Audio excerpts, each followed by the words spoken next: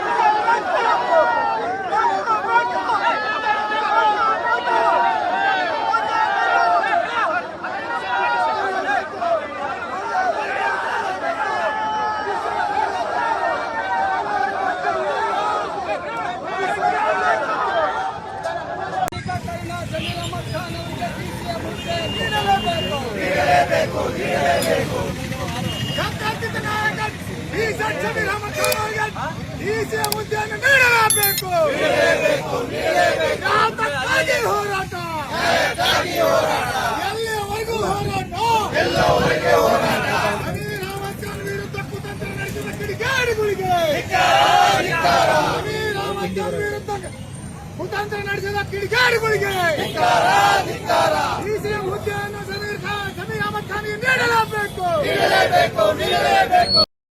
ಕೊಡಲೇಬೇಕು.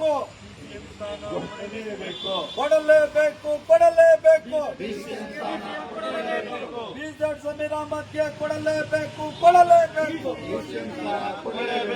ಬಿಜೆಡ್ ಸಮೀರ್ ಅಹಮದ್ಗೆ ಕೊಡಲೇಬೇಕು. ಬಿಜೆಡ್ ಸಮೀರ್ ಅಹಮದ್ಗೆ ಕೊಡಲೇಬೇಕು. ಬಿಜೆಡ್ ಸಮೀರ್ ಅಹಮದ್ಗೆ ಕೊಡಲೇಬೇಕು. ಹಂಗೆ ಇದು ಹೇಳ್ಬಿಡ್ತೀನಿ.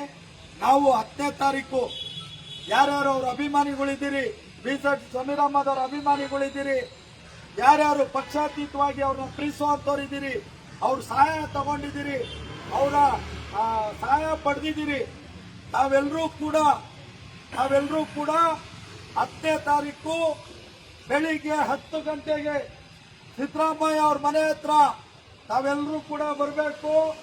ನಮ್ಮ ಜೊತೆ ಕೈ ಜೋಡಿಸಿ ನಾವು ಬಿಜೆಡ್ ಸಮೀರ್ ಅಹಮದ್ ಅವ್ರಿಗೆ ಸಚಿವ ಸ್ಥಾನ ಸಿಗೋವರೆಗೂ ಕೂಡ ಅಲ್ಲ, ಸಚಿವ ಸ್ಥಾನ ಬೇಡ, ಸಿಎಂ ಸ್ಥಾನ ಬೇಡ, ಉಪಮುಖ್ಯಮಂತ್ರಿಗಳ ಸ್ಥಾನ, ಡಿಸಿಎಂ ಸ್ಥಾನ ಕೊಡೋವರೆಗೂ ಕೂಡ ನಾವೆಲ್ಲರೂ ಹೋರಾಟ ಮಾಡ್ತೇವೆ ಅಂತ ಹೇಳಿ ಶಪಥ ಮಾಡ್ತಾ ಇದ್ದೇವೆ. ಏನಂತೀರಿ? ಎಲ್ಲರೂ ಶಪಥ ಮಾಡ್ತಾ ಇದ್ದೇವೆ. ದಾವಣಗೆರೆಯ ಶಾಮನೂರು ಕುಟುಂಬನೇ ಇದ್ರ ನೇರವಾಗಿ ಇದರಲ್ಲಿ ಶಾಮೀಲಾಗಿದೆ. ಇಷ್ಟು ದಿನ ಯಾಕೆ ಸುಮ್ಮನಿದ್ರು ಸ್ವಾಮಿ? ಅರೆ ಅವನು ಕೇಳಿಸ್ಕೊಂಡಿರೋನು ನನಗೆ ಗೊತ್ತಿಲ್ಲ ಅಂತೇಳಿ ಹೇಳ್ತಿರುವಾಗ, ನಾವು ಅಂತ ಮಾತುಗಳು ಮಾತಾಡಿಲ್ಲ ಅಂತ ಹೇಳಿ ಕಂಪ್ಲೇಂಟ್ ಮಾಡಿರುವಾಗ, ಇವ್ರ ತಂದೆ ಮಗ ಇನ್ನೂ ಯಾವುದೇ ಪ್ರಯೋಗಾಲಯದಿಂದ ಯಾವುದೇ ಉತ್ತರ ಬಂದಿಲ್ಲ. ಪ್ರಯೋಗ ಆಗಿಲ್ಲ ಆಲ್ರೆಡಿ ಇವ್ರು ತೀರ್ಮಾನ ಮಾಡ್ತಾರಂದ್ರೆ ಇವ್ರ ತಂದೆ ಮಗ 80% ವೋಟ್ ಇನ್ನೂ ಅವ್ರಿಗೆ ಬಿದ್ದಿದೆ. ನೆಕ್ಸ್ಟ್ ದಾವಣಗೆರೆಯಲ್ಲಿ ಆ 80% ವೋಟು ಪಾಠ ಕಲಿಸ್ತಾರೆ. ಎಷ್ಟೇ ದೊಡ್ಡವರಾದ್ರೂ ಬಂದಿದ್ದ ದಾರಿ ಮರಿಬಾರ್ದಂತೆ. ಅದೇ ರೀತಿ ಮಾನ್ಯ ಮುಖ್ಯಮಂತ್ರಿ ಶಿವಕುಮಾರ್ ಅವರು ಬಂದಿದ್ದ ದಾರಿ ಏನೋ ಸರಿ ಇತ್ತು. ಕಟ್ಟ ಕಡೆ ಗಳಿಗೆಯಲ್ಲಿ ಬ್ಲಾಕ್ ಮೇಲ್ ತಂತ್ರದಿಂದ ಮುಖ್ಯಮಂತ್ರಿಗಳಾಗಿ ಇವತ್ತು ಅವರಿಗೆ ಅದೇ ಮುಳ್ಳಾಗಿ ಪರಿಣಮಿಸಲಿದೆ. ಯಾಕಂದ್ರೆ ಇವರು ರೆಡ್ಡಿ ಅವರು ರಾಮಲಿಂಗಾರೆಡ್ಡಿ ಅವರು ಈಗಾಗಲೇ ಬ್ಲಾಕ್ ಮೇಲ್ ತಂತ್ರನ ಅನುಸರಿಸ್ತಾ ಇದ್ದಾರೆ. ನಂತರ ಇನ್ನೊಬ್ಬರು ಸಚಿವರು ಆಗ್ಲೇ ಇನ್ನೊಂದು ರಾಜೀನಾಮೆ ಕೊಡಕ್ಕೂ ತಯಾರಾಗಿದ್ದಾರೆ. ನಮ್ಮ ಅರ್ಥ ಏನಂದ್ರೆ ಇಲ್ಲಿ ನಡೀತಿರೋದು ಜಾತಿ ರಾಜಕಾರಣ. ಇಲ್ಲಿ ಮುಸ್ಲಿಮರು ರಾಜಕೀಯವಾಗಿ ಹಿಂದುಳಿದಿದ್ದಾರೆ. ಒಕ್ಕಲಿಗರ ಸಮಾಜ 7% ಇದೆ, 3.5% ಕಾಂಗ್ರೆಸ್ಗೆ ವೋಟ್ ಹಾಕಲ್ಲ. ಅವರು 25% ಅವರು ಕ್ಯಾಬಿನೆಟ್ ನ ಅವರು ಆಕ್ರಮಿಸ್ತಾರಂದ್ರೆ ಯಾವ ನ್ಯಾಯ ಸ್ವಾಮಿ? ಮುಖ್ಯಮಂತ್ರಿಗಳೇ ಡಿ ಕೆ ಶಿವಕುಮಾರ್ ಅವರೇ. ಅದೇ ರೀತಿ ಈ ಲಿಂಗಾಯತ ಸಮಾಜಗಳು ಎಂ ಬಿ ಪಾಟೀಲ್ ಅವರ ಸಮಾಜ ಕೂಡ 9% ನಲ್ಲಿ 2% ವೋಟ್ ಕೂಡ ಕಾಂಗ್ರೆಸ್ ವೋಟ್ ಹಾಕಲ್ಲ. ಅವರು 25% ಇಲ್ಲಿ ಕ್ಯಾಬಿನೆಟ್ ನ ಆಕ್ರಮಿಸಿಕೊಳ್ತಾ ಇದ್ದಾರೆ. ಯಾವ ನ್ಯಾಯ ಸ್ವಾಮಿ? 17% ಇರೋ ಅಲ್ಪಸಂಖ್ಯಾತರು ಮುಸಲ್ಮಾನರು, 17% ಇರೋ ಮುಸಲ್ಮಾನರು ನಾವು 15% ವೋಟ್ ಹಾಕ್ತಾ ಇದ್ದೀವಿ. ಒಬ್ಬ ಸಚಿವನಿಗೆ ನಾಮಕೆ ವಾಸ್ತೆ ಕ್ಯಾಬಿನೆಟ್ ನಲ್ಲಿ ಕೊಟ್ಟು ಈ ಮುಸಲ್ಮಾನರನ್ನು ಮೊದಲೇ ಸುತ್ತಿನಲ್ಲಿ ಅವಮಾನ ಮಾಡ್ತಾ ಇದ್ದಾರೆ. ಇದು ಕಠೋರ ಅವಮಾನ, ಇದು ಬರೀ ಅವಮಾನ ಅಲ್ಲ. ಇಡೀ ಮುಸ್ಲಿಂ ಸಮಾಜ ಕಾಂಗ್ರೆಸ್ಗೆ ಧೂಳಿಪಟ ಮಾಡಲಿದೆ ಮುಂದಿನ ದಿನಗಳಲ್ಲಿ. ಕಾಂಗ್ರೆಸ್ಗೆ ಏನಂತ ನಾವು ಪಾಠ ಕಲಿಸಿಲ್ಲ. ನಾವು ಈ ಕರ್ನಾಟಕನ ಅಷ್ಟು ಪ್ರೀತಿಯಿಂದ ನಾವು ಪ್ರತಿಯೊಬ್ಬರು 90% ವೋಟ್ ಮಾಡಿದ್ರು ನಮಗೆ ರಾಜಕೀಯ ಪ್ರಾತಿನಿಧ್ಯ ತೋರ್ತಾ ಇಲ್ಲ ಅಂದ್ರೆ ನಮ್ಮ ಮೀಸಲಾತಿಗಳೆಲ್ಲ ಕಿತ್ಕೊಂಡಿದ್ದಾರೆ. ನಮಗೆ ಯಾವ ರಿಸರ್ವೇಶನ್ ಸೌಲಭ್ಯ ಕೊಡ್ತಾ ಇಲ್ಲ. ಜನಸಂಖ್ಯೆ ಆಧಾರಿತವಾಗಿ ಕೊಡ್ತೀನಂತೇಳಿ 8% ಅದು ಕೊಡ್ತಾ ಇಲ್ಲ. ಇದು ಅನ್ಯಾಯ ಇಲ್ಲ. ಮಾನ್ಯ ಮುಖ್ಯಮಂತ್ರಿಗಳೇ, ನೀವು ಹಿಜಾಬ್ ವಿರುದ್ಧ ನೀವು ಪರವಾಗಿದ್ರಿ, ನೀವು ಮನುವಾದಿಗಳ ಪರವಾಗಿದ್ರಿ, ನೀವು ಮುಸಲ್ಮಾನರ ಪರವಾಗಿ ಇಲ್ಲ ನೀವು ಅನ್ನೋದು ಸಾಬೀತಾಗ್ತಾ ಇದೆ ನಿಮ್ಮ ಕ್ಯಾಬಿನೆಟ್ನ ಈ ಆಯ್ಕೆಗಳು. ಕಾಂಗ್ರೆಸ್ ಹೈಕಮಾಂಡ್ ಏನು ಎಚ್ಚರಿಕೆ ಕೊಡ್ತಾರೆ? ಇಲ್ಲಿ ನೋಡಿ, ಇದು ಮುಸ್ಲಿಂ ನಾಯಕರನ್ನು, ಬೆಳೆಯುವ ಮುಸ್ಲಿಂ ನಾಯಕರನ್ನು ತುಳಿಯುವಂತ ಕೆಲಸ ಕಾಂಗ್ರೆಸ್ನಲ್ಲಿ ಪದೇ ಪದೇ ಮಾಡ್ತಾ ಇದೆ. ಅದೇ ರೀತಿ ಜಮೀರ್ ಅಹಮದ್ ಖಾನ್ ಕೇವಲ ರಾಜ್ಯದಲ್ಲ, ರಾಷ್ಟ್ರೀಯ ನಾಯಕರವರು. ಅವರನ್ನು ಯಾವುದೋ ಸಂಚುಕೋರ ಇವರು ಯಾರು ದಾವಣಗೆರೆಯ ಶಾಮನೂರ್ ಕುಟುಂಬನೇ ಇದ್ರ ನೇರವಾಗಿ ಇದರಲ್ಲಿ ಶಾಮೀಲಾಗಿದೆ.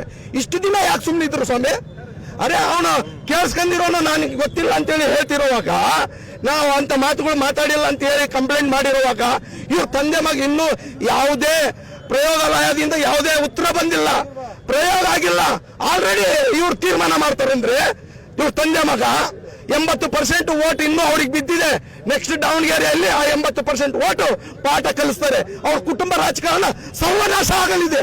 10ನೇ ತಾರೀಕು 10 ಗಂಟೆಗೆ ಬರೇ ಮುಸ್ಲಿಮ್ಸು, ಬರೇ ಕ್ರಿಶ್ಚಿಯನ್ಸು, ಇನ್ನೊಂದು ಏನಿಲ್ಲ, ಸರ್ವ ಧರ್ಮಗಳು ಎಲ್ಲರೂ ಸೇರಿ DCM ಸ್ಥಾನ ಇವತ್ತು ಅವ್ರ ಹೆಸರನ್ನ ಹಾಳು ಮಾಡ್ಲಿಕ್ಕೆ ಏನ್ ಪ್ರಯತ್ನ ಪಟ್ಟಿದ್ದಾರೆ, ಅದನ್ನ ಉಳಿಸಬೇಕಿದೆ.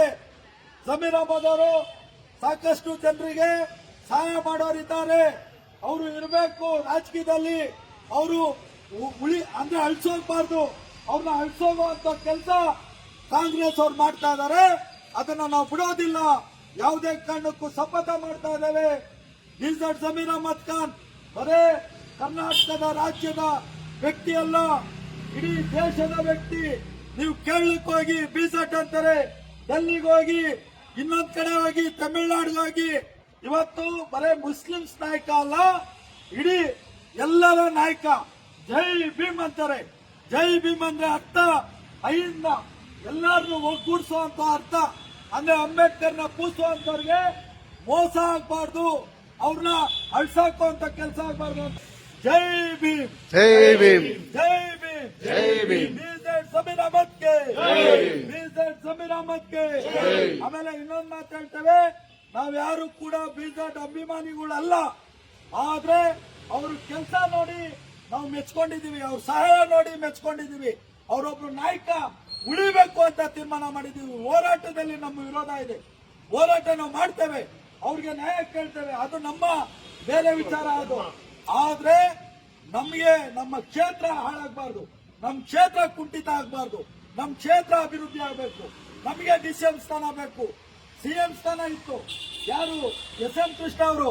ಆದ್ರೆ ಇವತ್ತು ಬರೇ ಶಾಸಕರನ್ನ ನಾವು ನೋಡ್ತಾ ಇದೀವಿ. ಅಂದ್ರೆ ಅವರಿಂದ ಎಷ್ಟು ಜನ MLAಗಳು ಗೆದ್ದಿದ್ದಾರೆ ಅನ್ನೋದನ್ನ ಅರ್ಥ ಮಾಡ್ಕೊಬೇಕು, ಎಷ್ಟು ಕ್ಷೇತ್ರ ಗೆದ್ದಿದೆ ಅನ್ನೋದನ್ನ ಅರ್ಥ ಮಾಡ್ಕೊಬೇಕು. ಯಾಕೆ ಅವ್ರಿಗೆ ಮೋಸ ಮಾಡಿದ್ರು ಅನ್ನೋದು ನನಗೆ ಅರ್ಥ ಆಗ್ತಾ ಇಲ್ಲ. ಅದು ಆಗ್ಬಾರ್ದು. ಏನ್ ಹೇಳ್ತೀರಿ? ಜಮೀರ್ ಅಹಮದ್ಗೆ ರಾಜಧಾರಿ ಟಿವಿ, ಅಡೆತಡೆ ಇಲ್ಲದ ಪ್ರಜಾದಾರಿ.